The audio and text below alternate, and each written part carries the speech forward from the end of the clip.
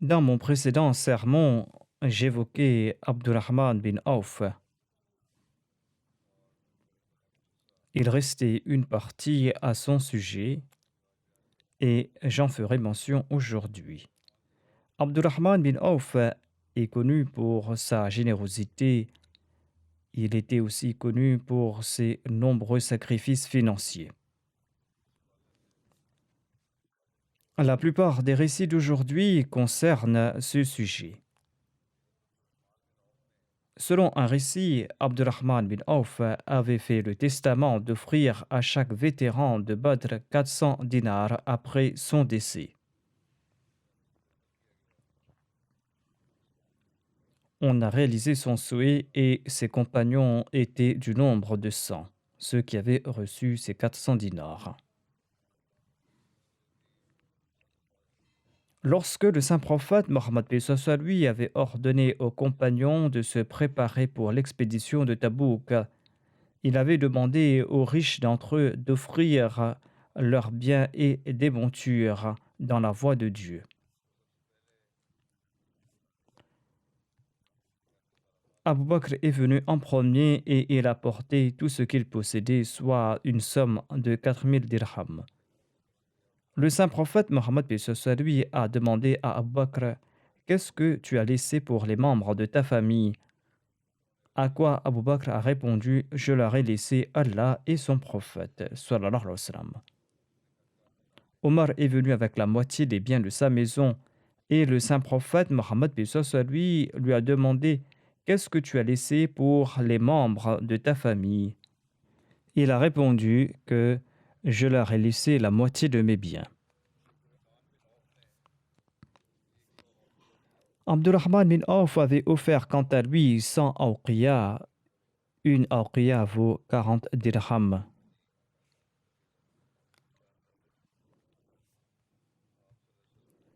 Le saint prophète Mohammed paix soit lui a déclaré: Uthman bin Affan et Abdurrahman bin Auf font partie des trésors de Dieu sur terre. Ils dépensent pour le plaisir d'Allah.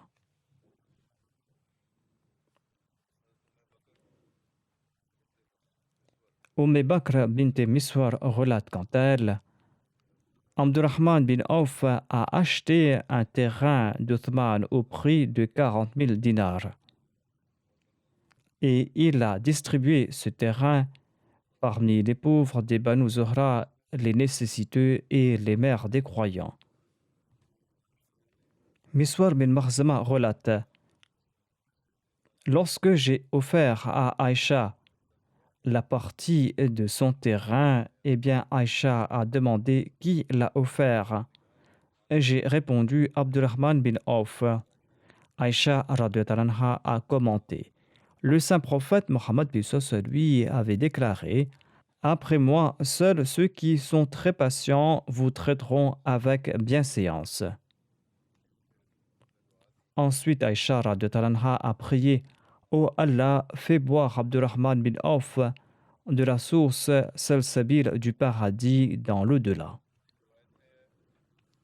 Selon un récit, le saint prophète Mohammed lui a déclaré: après moi, seule une personne sincère et pieuse s'occupera des membres de ma famille.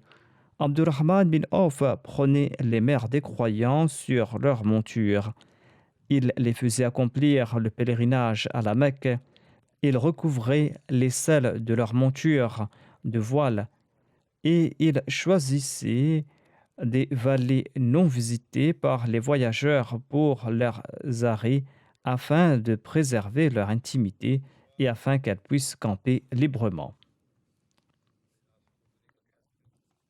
Il y a eu une pénurie de céréales à une époque à Médine et à la même époque, une caravane de 700 chameaux portant du blé, de la farine, des céréales et d'autres denrées est passée à Médine.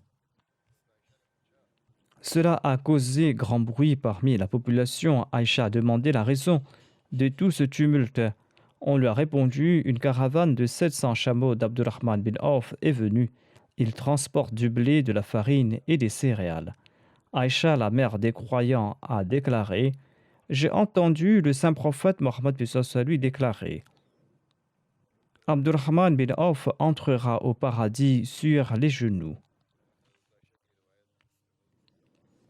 Lorsque Abdurrahman bin Auf a entendu cette parole d'Aïcha, il s'est présenté et il lui a dit: Ô mère, je vous prends comme témoin que j'ai offert dans la voie d'Allah tous ces céréales, tous ces sacs, même jusqu'au sel des chameaux, afin que je puisse entrer au paradis sur mes pieds.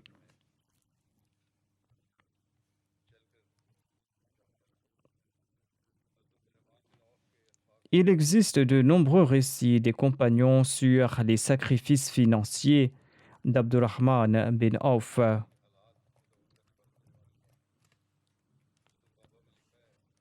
Selon Usudul Rabat, il est dit qu'Abdurrahman bin Auf dépensait dans la voie d'Allah. Un jour, il avait affranchi 30 esclaves.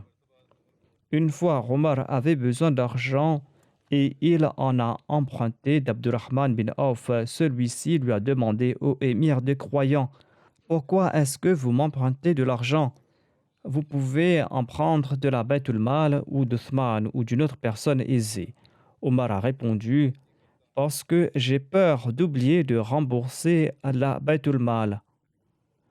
Si je l'emprunte d'un autre, il se peut qu'il ne me demande pas de le rembourser par respect ou pour d'autres raisons et que j'oublie de le faire, mais toi, tu vas me demander de te rembourser. Il n'y avait pas de formalité entre les deux. Et lorsque Omar avait besoin d'argent, il pouvait en emprunter d'Abdurrahman bin Auf. Ibrahim bin Auf relate de son père que le saint prophète Mohammed lui avait dit à Abdurrahman bin Auf: Ô fils d'Auf, tu entreras au paradis en rampant, car tu es riche. Dépense dans la voie d'Allah afin que tu puisses entrer au paradis sur tes pieds. C'est un récit similaire à celui d'Aïcha. Abdurrahman bin Auf a demandé au prophète d'Allah: que dois-je dépenser dans la voie d'Allah? Il a répondu: dépense de ce que tu possèdes. Il a demandé: dois-je dépenser le tout? Le saint prophète a répondu: oui. Et Abdurrahman est sorti avec l'intention de tout dépenser dans la voie d'Allah.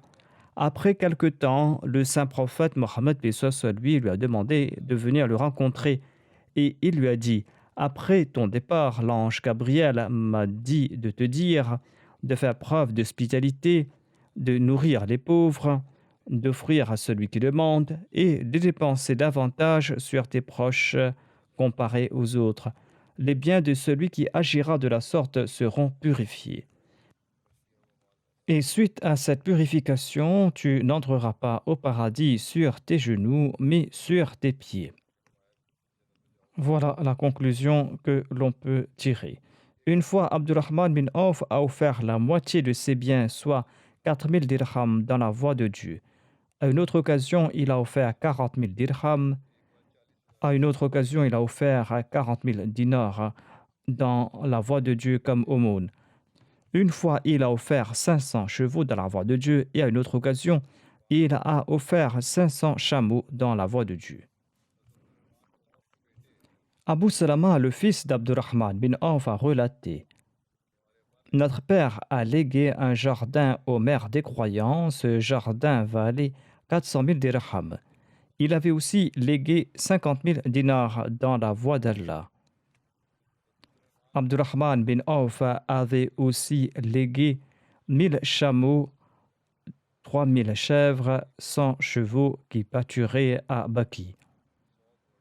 Djourf est un lieu situé à 3000 de Médine. Omar y avait aussi des terres. Abdurrahman bin Auf possédait là-bas 20 chameaux utilisés pour l'irrigation de ses champs et c'était ces champs qui lui fournissaient les récoltes annuelles de céréales pour sa famille. Selon un récit, il avait laissé une si grande quantité d'or en héritage qu'on devait les briser à coups de hache jusqu'à avoir des ampoules aux mains. Abdurrahman bin Auf est décédé en l'an 31 de l'Hégire ou en l'an 32 de l'Hégire selon d'autres. Il avait vécu jusqu'à l'âge de 72 ans ou jusqu'à l'âge de 78 ans selon d'autres. Il a été enterré à la Jannatul Baqi. Othman aurait dirigé sa prière funéraire au Zubair bin Awam selon d'autres. Après le décès d'Abdurrahman bin Auf, Saad bin Malik s'est placé tout près de sa dépouille et il a déclaré: Ô malheur, une montagne a disparu. Le calife Ali a déclaré: Ibn Auf a quitté ce monde. Il a consommé l'eau pure de ce monde et il a laissé l'eau boueuse. Ou on peut dire qu'il a connu une bonne période et il a quitté ce monde avant les mauvais jours. Abdurrahman bin Auf a laissé derrière lui 3 épouses. Chacune d'entre elles a reçu 1/8 de son héritage, soit 80 000 dirhams. Selon un autre récit, il avait 4 épouses et chacune d'entre elles avait reçu 80 000 dirhams. Le prochain compagnon que j'évoquerai se nomme Sa'ad bin Mu'az. Sa'ad bin Mu'az appartenait à la branche Banu Abd Ashal de la tribu Aus des Ansar. Il était aussi le chef de la tribu Aus. Son père se nommait Mu'adh bin Norman et sa mère se nommait Kabsha.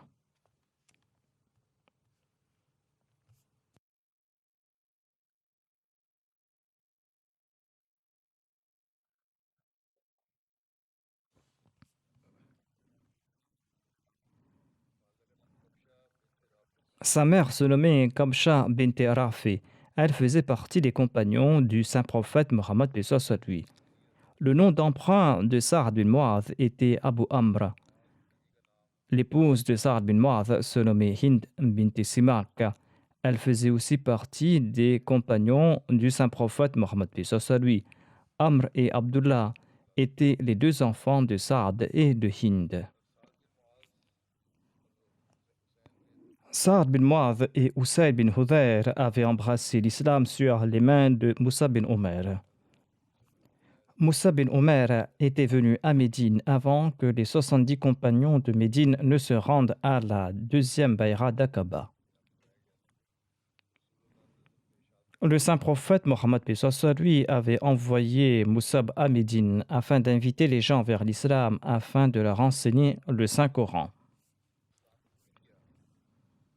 Lorsque Sa'ad bin Mu'adh a embrassé l'islam, il a dit aux membres du clan Banu Abd Ashal: Il m'est interdit de parler à vos hommes et à vos femmes tant que vous n'embrassez pas l'islam. Ainsi, tous les membres de ce clan ont embrassé l'islam. Ce clan était le tout premier parmi les Ansar dont tous les membres avaient embrassé l'islam d'un seul trait.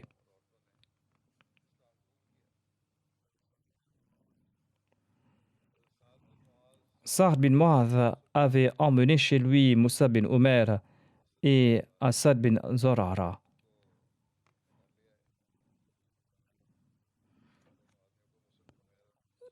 Il a pris chez lui Moussa bin Omer et Asad bin Dorara, et tous deux invitaient les gens vers l'islam dans la maison de Sa'ad bin Mu'adh. Sa'ad bin Mu'adh et Asad bin Dorara étaient cousins.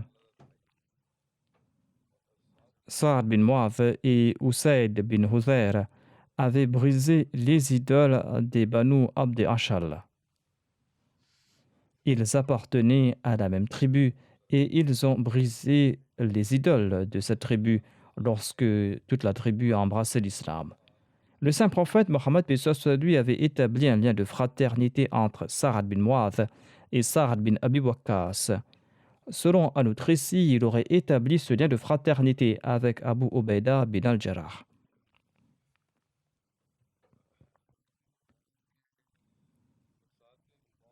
Hazrat Mirza Bashir Ahmad Saab a évoqué la conversion de Sa'ad bin Mu'adh dans son ouvrage Sirat Khatamun Nabiyyin. Il déclare à ce propos que il déclare qu'après la première Bayra d'Aqaba, En partant de la Mecque, les 12 nouveaux convertis musulmans ont dit au saint prophète Mohammed, paix soit sur lui, veuillez envoyer un précepteur avec nous qui pourra nous enseigner l'islam et afin de prêcher à nos frères idolâtres. Le saint prophète Mohammed, paix soit sur lui, a envoyé avec eux Moussa bin Umair. Moussa bin Umair était un jeune homme très pieux et il appartenait à la tribu des Abdiddar.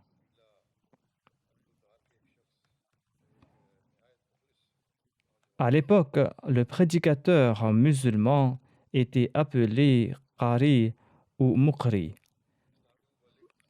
Et il portait ce titre car la majeure partie de son travail consistait à réciter le Saint-Coran, car c'était là la meilleure méthode de prédication. Ainsi, Moussab bin Umair était connu comme Muqri à Yathrab.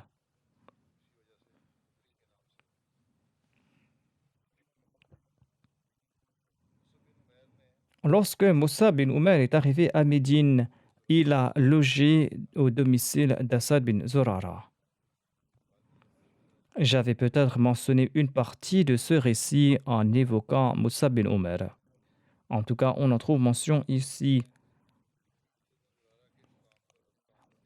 Donc, il a logé chez Assad bin Zurara, qui était le premier musulman de Médine, et il était un dirigeant très sincère et influent. Sa maison a été transformée en centre de prédication et Moussab a commencé à exercer ses fonctions avec diligence. Étant donné que les musulmans de Médine vivaient une vie collective et que la ville était relativement plus paisible, sur la proposition d'Assad bin Zurara, le saint prophète Mohammed lui a ordonné à Moussa bin Omer de commencer à y accomplir la prière de Jumma. C'est ainsi que les musulmans ont commencé leur vie en tant que communauté unifiée. Et les bénédictions d'Allah étaient telles qu'en peu de temps, l'islam a gagné en popularité dans chaque foyer de Médine. On a commencé à accomplir la prière de Jumma là-bas et l'islam a gagné en popularité. Et les Aws et les Khazraj ont commencé à accepter l'islam très rapidement. Dans certains cas, l'intégralité d'une tribu a accepté l'islam en une seule journée. C'est de cette manière que la tribu des Banu Abdi Ashal a accepté l'islam. C'était une branche très connue de la tribu d'Aus des Ansar et leur chef était Sa'ad bin Mu'adh. Il n'était pas uniquement le chef des Banu Abdi Ashal, mais il était également le chef de toute la tribu des Aws. Quand l'islam a commencé à grandir en popularité à Médine, cela a rendu furieux Sa'ad bin Mu'adh et celui-ci a tenté d'arrêter l'islam. Il n'était pas encore musulman et lorsque l'islam s'est répandu là-bas, il a tenté d'arrêter son expansion parce qu'il n'appréciait pas l'islam. Mais il était également étroitement lié à Assad bin Zurara. Ils étaient cousins et Assad était devenu musulman. C'est pour cette raison que Saad bin Mu'adh ne s'adressait pas à lui directement pour éviter tout différend, en raison de leur lien de parenté. Ainsi, il a dit à un de ses proches nommé Usaid bin Hudayr que je suis gêné de dire quoi que ce soit à Assad bin Zurara, mais toi va le rencontrer et empêche Moussab, le missionnaire envoyé par le saint prophète, de propager cette irréligion. Demande-lui de ne pas répandre cette nouvelle religion chez nous et dis aussi à Assad que ce mode de vie n'est pas correct. Usaid était issu des chefs vénérés de la tribu des Banu Abdi Ashal et son père était le chef de toute la tribu des Aws lors de la bataille de Bouath. Ce conflit avait eu lieu entre les tribus d'Aws et de Khazraj avant l'avènement de l'islam. En tout cas,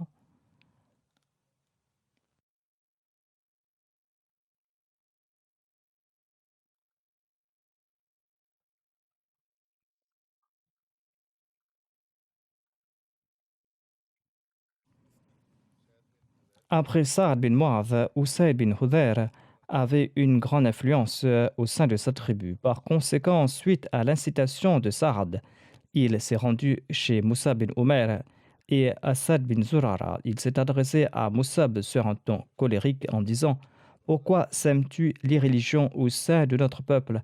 Cesse ces pratiques, sinon le résultat ne sera pas agréable. Avant que Moussab ne puisse répondre, Assad lui a dit doucement: Il s'agit d'un chef très puissant de sa tribu. Il faut lui parler avec beaucoup d'amour et de courtoisie. Ainsi donc, Moussab s'est adressé à lui sur un ton respectueux et aimable et il lui a dit: Ne vous fâchez pas, veuillez vous asseoir et nous écouter tranquillement et vous pouvez formuler votre opinion par la suite. Oussaid a trouvé que c'était une proposition raisonnable. Il s'est assis. Moussab lui a récité le Saint-Coran et il l'a éclairé avec amour sur les enseignements de l'islam. Oussaid en a été tellement ému qu'il a accepté l'islam tout de suite et il a déclaré: Il existe un autre homme derrière moi. S'il se convertit, eh bien, toute notre tribu acceptera l'islam. Celui qui m'a envoyé donc, attendez ici, je vais vous l'envoyer. Ainsi, Oussaid est parti. Et en ayant recours à un prétexte quelconque, il a envoyé Saad bin Mu'adh chez Moussa bin Omer et Assad bin Zurara. Saad bin Mu'adh est venu et il a dit furieusement à Assad bin Zurara: Assad, tu abuses de tes relations familiales et cela n'est pas bien du tout. Tu es en train de profiter de ce lien de fraternité entre nous et tu en abuses. Cela n'est pas bien. Moussab, le missionnaire venu de la Mecque, l'a calmé tendrement et avec amour. Il lui a dit: Prenez place ici et écoutez ce que j'ai à dire. Et s'il y a quelque chose de répréhensible, vous pourrez le rejeter.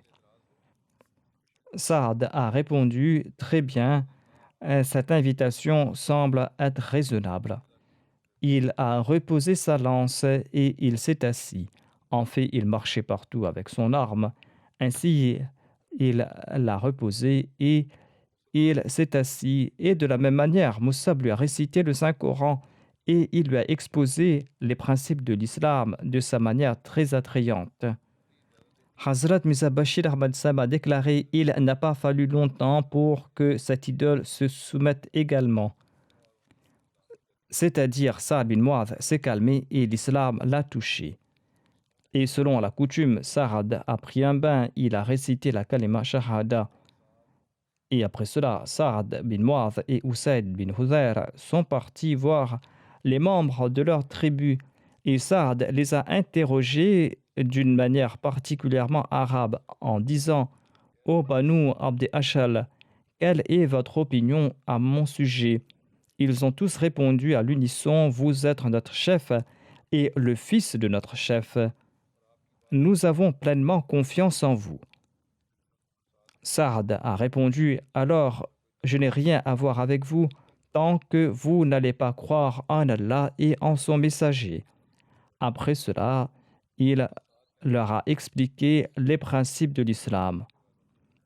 Il a expliqué les principes de l'islam aux membres de sa tribu. Et le soir n'était pas encore venu que toute la tribu s'est convertie à l'islam.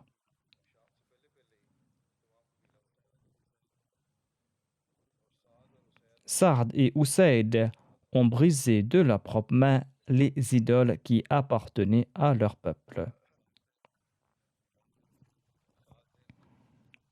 Saad bin Mu'adh et Usayd bin Hudayr, qui ont accepté l'islam ce jour-là, étaient comptés parmi les compagnons les plus éminents parmi les Ansar. Ils jouissaient sans aucun doute d'un statut très important parmi les Ansar, en particulier Saad bin Mu'adh, qui jouissait parmi les Ansar du même statut qu'Abu Bakr parmi les Muhajirin de la Mecque.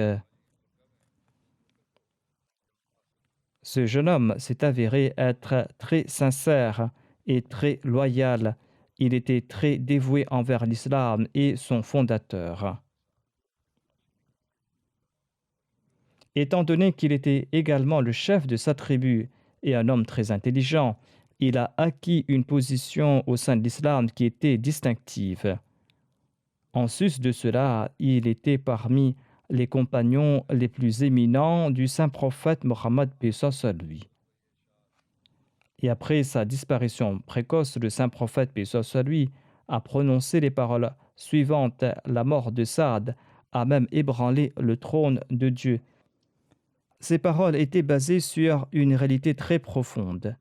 Ainsi, l'islam s'est répandu rapidement parmi les Aws et les Khazraj. Les Juifs regardaient ce spectacle avec terreur et dans leur cœur, ils se disaient: Dieu seul sait ce qui va se passer. Hazrat Mirza Bashir Ahmad Sahib explique davantage dans son ouvrage Sirat Khatamun Nabiyyin. Il déclare: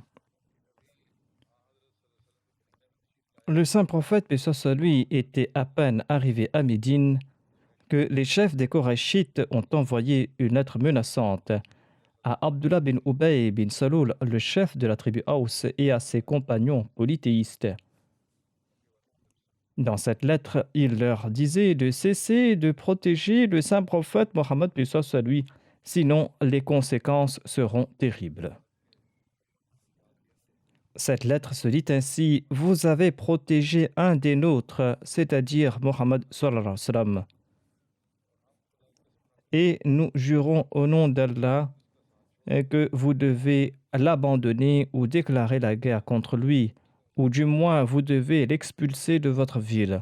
Sinon, nous allons rassembler une armée contre vous et nous allons vous attaquer. Et nous allons tuer tous vos hommes et nous allons prendre vos femmes, les rendant légitimes pour nous-mêmes. Quand cette lettre est arrivée à Médine, Abdullah et ses compagnons étaient d'ores et déjà des ennemis de l'islam et du saint prophète Mohammed paix soit sur lui. Et par la suite, ils ont décidé de mener la guerre contre le saint prophète Mohammed paix soit sur lui. Lorsque le saint prophète paix soit sur lui a reçu cette nouvelle, il est parti en personne raisonner Abdullah bin Ubay ainsi que ses compagnons. Il leur a dit: vous serez les plus grands perdants de ce conflit, car vos frères vont se dresser contre vous. En effet, ceux qui avaient embrassé l'islam appartiennent à votre tribu et sont les citoyens de votre ville. Et quand vous allez vous battre contre moi, ceux-là même vont me défendre. C'est-à-dire, les musulmans des Aws et des Khazraj vont me soutenir. Il a déclaré donc que se battre contre moi signifie que vous allez prendre vos armes contre vos fils, vos frères et vos pères. Réfléchissez sur le bien fondé de vos intentions. La mémoire de la destruction causée par le conflit de Bouath était toute fraîche dans la mémoire d'Abdullah et de ses compagnons.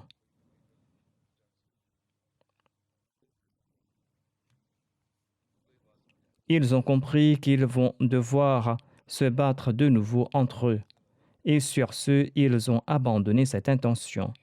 Lorsque les Korachites ont échoué dans ce plan, après un certain temps, ils ont envoyé une lettre similaire aux Juifs de Médine.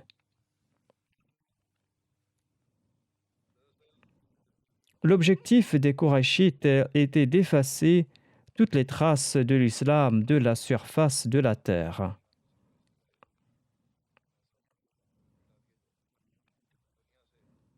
Ils souhaitaient mettre fin à l'islam en ce monde.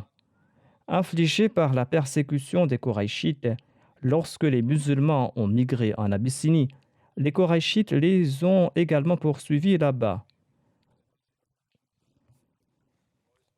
Et ils ont fait de leur mieux pour convaincre le Négus au cœur pur de remettre ces musulmans opprimés et exilés au Mécois. Puis, lorsque le saint prophète, paix soit sur lui, a émigré à Médine, eh bien, les Korachites l'ont poursuivi là-bas et ils ont tout fait pour l'arrêter.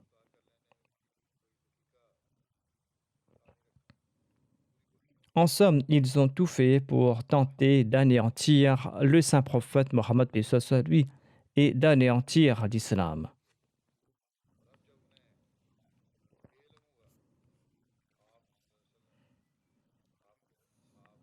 Et quand ils ont découvert que le saint prophète Mohammed paix soit lui et ses compagnons étaient à Médine et que l'islam se répandait rapidement, ils ont envoyé cette lettre pour inciter le peuple de Médine à anéantir l'islam en faisant la guerre contre le saint prophète Mohammed paix soit lui ou de l'exiler de Médine en renonçant à sa protection.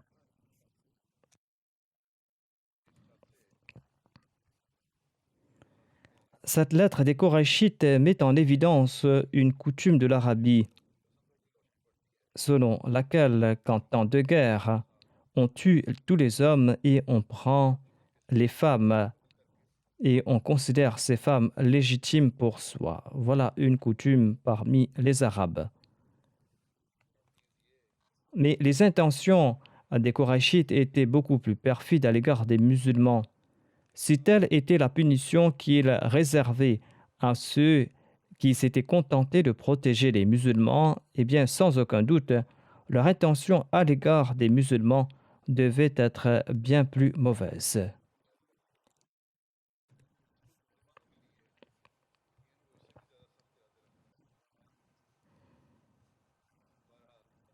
En tout cas, cette lettre des Korachites de la Mecque n'était pas due à une véhémence temporaire.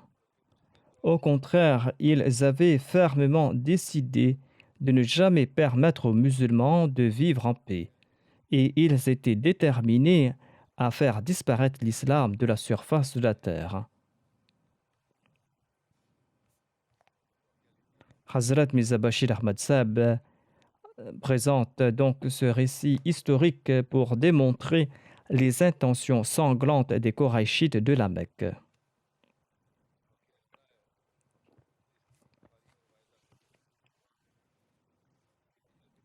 Selon ce récit d'Al-Bukhari, peu de temps après la migration, Sa'ad bin Mu'adh, qui était le chef de la tribu Aus et qui était devenu musulman, s'était rendu à la Mecque avec l'intention de faire une umrah. Il est resté avec un vieil ami de l'ère de la Jahiliya nommé Umayya bin Khalf, qui était lui aussi un des chefs de la Mecque. Il savait que les Mécois le provoqueraient s'il partait accomplir la tawaf de la Kaaba tout seul. Ainsi, afin d'éviter toute altercation, il a dit à Umayya bin Khalf: Je souhaite faire la tawaf de la Kaaba. Emmène-moi à un moment où je peux le faire en paix et retourner ensuite chez moi. Par conséquent, Umayya bin Khalf a emmené Saad à la Kaaba à la mi-journée alors que les gens étaient généralement chez eux.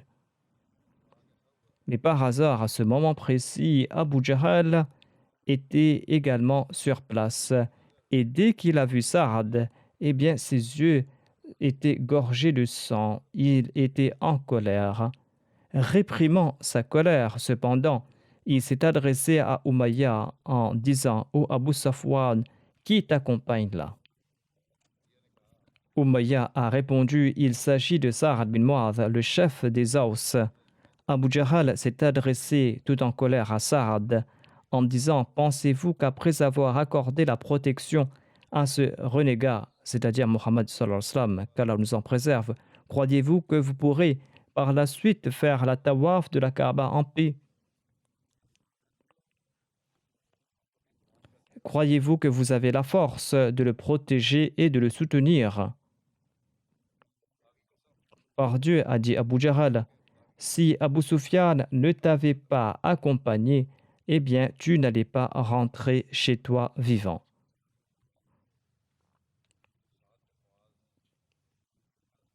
Sa'ad bin Mu'adh souhaitait éviter l'altercation, mais dans ses veines coulait également le sang d'un chef et son cœur était rempli d'indignation religieuse.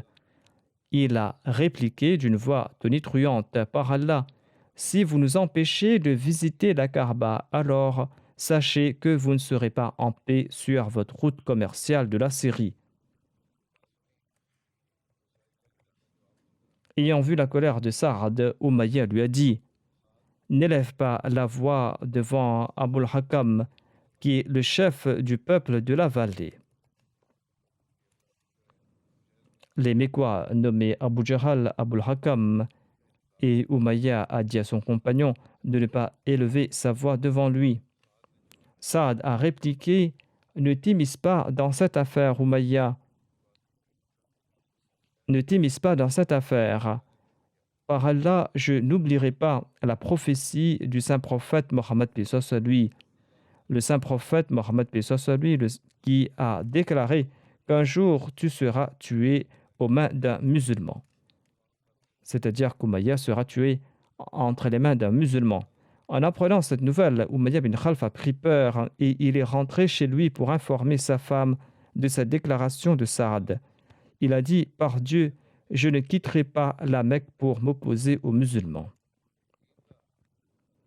Il avait cette certitude que cette parole du saint prophète, paix soit sur lui, allait s'accomplir.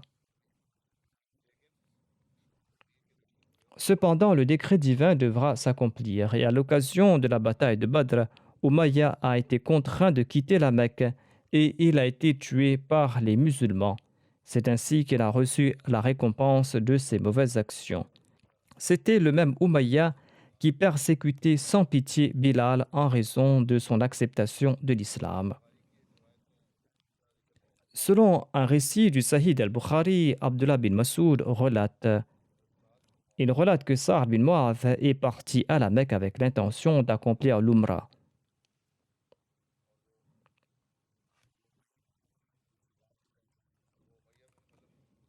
Il s'est rendu chez Umayya bin Khalf, qui était aussi connu comme Abu Sufwan. Ils étaient des amis de longue date. Umayya bin Khalf logeait chez Sa'd bin Mu'adh lorsqu'il se rendait à Médine. Et lorsque Sa'd a eu l'intention d'accomplir l'Umrah, il s'est dit qu'il logera chez Umayya afin de pouvoir accomplir ses rites en paix. Lorsqu'Umayya bin Khalf se rendait en Syrie, il passait par Médine et il logeait chez Sa'd bin Mu'adh.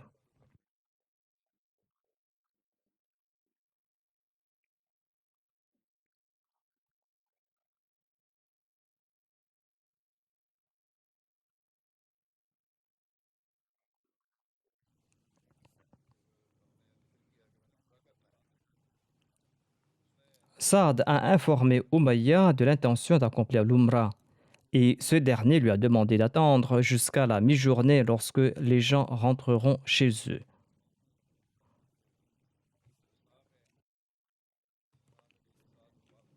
Pendant que Sa'd faisait la tawaf, Abu Jahal est passé par là et il a demandé qui accomplit la tawaf ici. Sa'd s'est présenté et Abu Jahal lui a demandé: crois-tu pouvoir accomplir la tawaf en paix tandis que vous avez accordé la protection à Mohammed sallallahu alayhi wa sallam et à ses compagnons? Saad a répondu certainement et sur ce, ils ont commencé à s'insulter. Umayya a dit à Saad: n'élève pas la voix devant Abu Jahal car il est le chef du peuple de la vallée. Saad a répliqué à Abu Jahal: par Dieu, si vous m'empêchez d'accomplir la tawaf de la Kaaba, eh bien je mettrai fin à votre commerce en Syrie. Abdullah relate: Umayya a imploré Saad de baisser la voix et tenté de le retenir.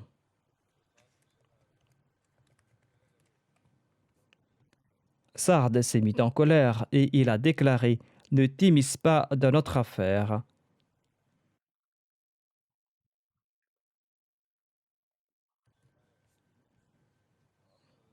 Il a dit à Umayya que j'ai entendu le saint prophète Mohammed paix soit sur lui dire qu'Abu Jahal sera la cause de ta mort. Umayya a répliqué: ma mort. Saad a répondu: oui. Umayya a déclaré: par Allah, Mohammed ne ment jamais. Il est retourné chez sa femme et il lui a dit: sais-tu ce que mon frère de Yathrab a déclaré? Qu'a-t-il dit? A demandé sa femme. Il m'a dit que Mohammed sallallahu alayhi wa sallam a affirmé qu'Abu Jahl sera celui qui me tuera. Sa femme a commenté: Par Allah, Mohammed sallallahu alayhi wa sallam ne ment jamais. Abdullah bin Masoud a commenté: Quand les Mécois sont sortis pour Badr et qu'ils ont demandé la participation d'Umayya, eh bien, la femme d'Umayya lui a dit: As-tu oublié ce que ton frère de Yathrab t'avait dit? Sa femme lui a rappelé ce que Sarad lui avait dit.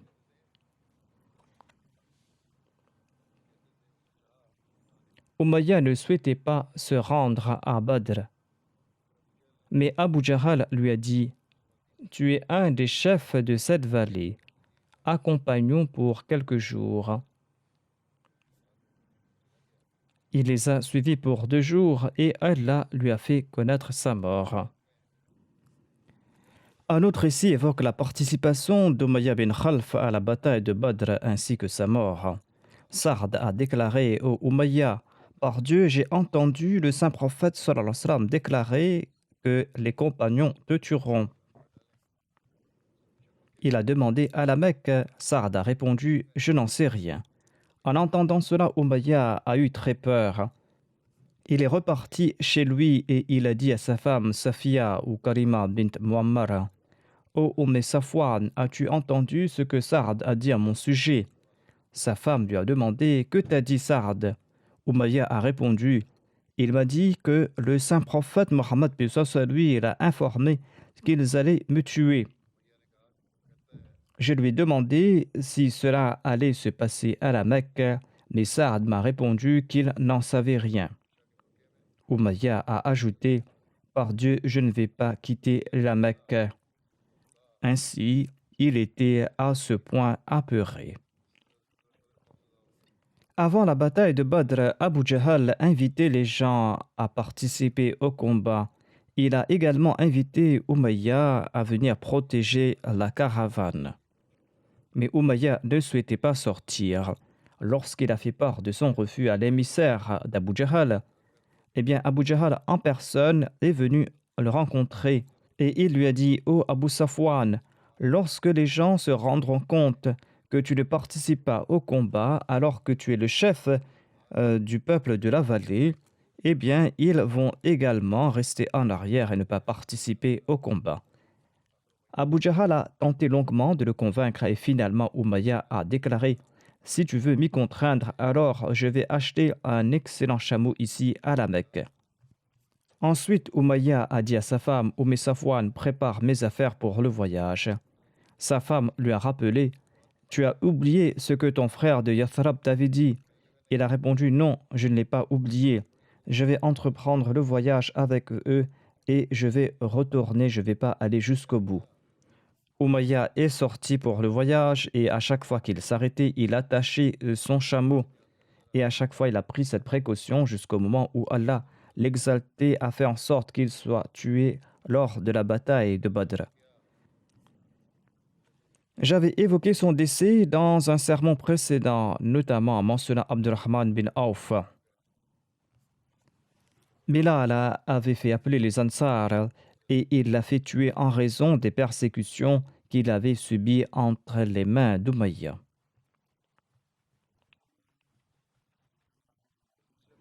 Hazrat Muslim Maud écrit à ce propos: Un noble de Médine, Sa'ad bin Mu'adh, qui était le chef de la tribu Aus, s'était rendu à la Mecque pour faire la tawaf de la Kaaba. Lorsque Abu Jahl l'a vu, il s'est mis dans une grande colère et il lui a dit: Pensez-vous que vous pouvez venir ici en toute tranquillité faire la tawaf de la Kaaba après avoir donné refuge à ce renégat de Mohammed sallallahu alayhi wa sallam? De plus, pensez-vous avoir la force de le protéger et de lui venir en aide? Je jure au nom d'Allah que si Abu Safwan n'était pas avec toi, tu ne serais pas retourné chez toi vivant. Sa'd bin Mu'adh a répondu que si tu nous empêches de faire la tawaf de la Kaaba, eh bien sachez que vous ne pourrez pas emprunter sereinement la route vers la Syrie. Sa'd bin Mu'adh avait participé aux batailles de Badr, d'Uhud et à la bataille du Fossé aux côtés du saint prophète, paix soit lui. Lors de la bataille de Badr, il portait l'étendard de la tribu Aws. Le récit suivant démontre l'enthousiasme de Sa'ad bin Mu'adh, son amour et sa fidélité envers le saint prophète Mohammed paix soit lui lors de la bataille de Badr. Il avait présenté son avis au saint prophète Mohammed paix soit lui. Et Hazrat Mirza Bashir Ahmad Sab relate cet incident dans son ouvrage Sirat Khatamun Nabiyyin.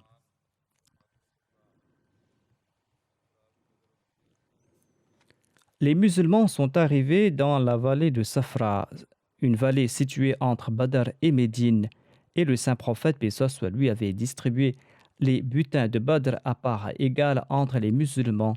Dans cette vallée se trouvent également des jardins de dattiers et d'autres cultures. Cette vallée est située à une étape de Badr. Lorsque les compagnons ont atteint Zafran en passant par un côté de la vallée de Safran, une vallée qui est située à la distance d'un manzil de Badr, eh bien, ils ont su qu'une puissante armée des Korachites avançait de la Mecque. Cette armée avait pour but d'aider la caravane commerciale car les Mécois avaient peur que les gens de Médine allaient l'attaquer.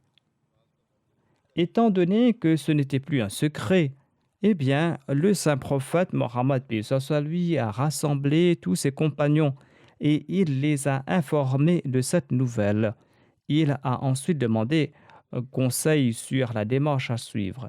Certains compagnons ont déclaré au messager d'Allah, compte tenu de nos moyens apparents, il n'est pas approprié d'affronter l'armée, mais d'affronter la caravane. Cependant, le saint prophète n'a pas approuvé cette suggestion. Lorsque les plus éminents compagnons ont entendu cette suggestion, ils ont déclaré que nos vies et nos richesses appartiennent à Dieu. Nous nous proposons de servir sur tous les fronts. Miqdad bin al-Aswad, également connu sous le nom de Miqdad bin Amr, a déclaré « Ô messager d'Allah, nous ne sommes pas comme les disciples de Moïse et nous ne dirons pas « Va, toi et ton Seigneur et combattez, nous allons nous asseoir ici ». Partez où vous le souhaitez, ô messager d'Allah, nous sommes avec vous, nous allons combattre à votre droite, à votre gauche, devant vous et derrière vous. Lorsque le saint prophète, paix soit lui, a entendu cette allocution, son visage béni a commencé à briller de joie. Mais il attendait quelques commentaires de la part des Ansar. Il souhaitait qu'ils présentent leur opinion, parce qu'il pensait que les Ansar croyaient peut-être que selon la Bayra d'Aqaba, leur obligation était uniquement de défendre en cas d'attaque contre Médine. Ainsi, malgré ses discours passionnés, le saint prophète, paix soit lui, a demandé conseil quant aux démarches à suivre. Sa'ad bin Mu'adh, le chef des Aws, a compris ce désir du saint prophète, paix soit lui, et il a déclaré au nom des Ansar « Ô messager d'Allah, c'est peut-être notre conseil que vous cherchez. Par Dieu, nous avons cru en vous comme étant véridique et nous avons mis nos mains dans les vôtres. Allez là où vous le souhaitez, nous sommes avec vous. Nous jurons par celui qui vous a envoyé avec la vérité, que si vous nous ordonnez de plonger dans la mer, nous allons le faire, et aucun parmi vous ne s'en retiendra. Et si Dieu le veut, vous nous trouverez inébranlables au combat, et nous ferons le bonheur de vos yeux. » Le saint prophète, paix soit lui, était ravi d'entendre ces paroles. Il a déclaré « Partez au nom d'Allah. Partez au nom d'Allah, car Allah m'a promis qu'il nous accordera définitivement la victoire sur l'un des deux groupes, c'est-à-dire soit sur l'armée ou soit sur la caravane. Et je jure par Dieu qu'en ce moment même, je vois les lieux où tomberont les ennemis après avoir été tués. » Et il en fut ainsi. Je mentionnerai, Inch'Allah, dans le prochain sermon d'autres faits concernant Sa'ad bin Mu'adh.